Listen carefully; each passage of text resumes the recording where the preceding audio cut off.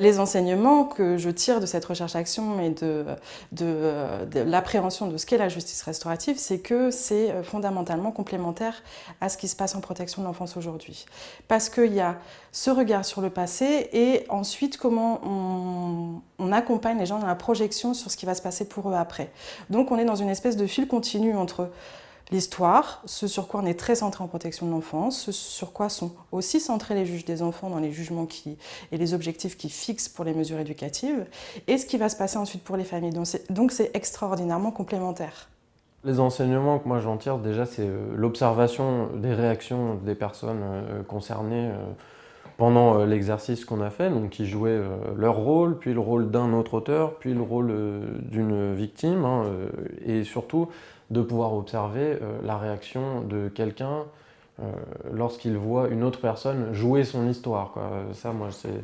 Ça, j'ai trouvé ça très riche. Ça nous a montré aussi que les auteurs, ils étaient accessibles, hein, et qui se montraient finalement bien adhérents à cette pratique, qui étaient relativement volontaires pour participer, pour s'impliquer.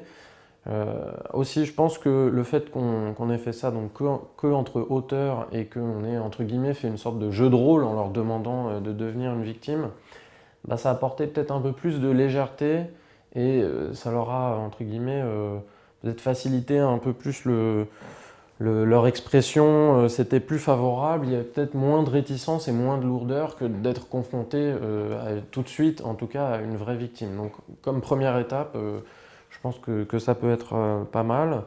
Et surtout, on a vu aussi dans le déroulement qu'il y avait certains auteurs qui n'étaient pas forcément tout de suite motivés et mobilisés, et qui en fait, voyant les autres s'intégrer dedans, souhaitaient venir participer. Ils me disaient, moi aussi j'aimerais bien venir m'asseoir à la place de l'auteur ou de la victime, etc. Et que du coup, voilà, ça leur apportait une position finalement plus active, plus riche en fait dans leur implication, quoi.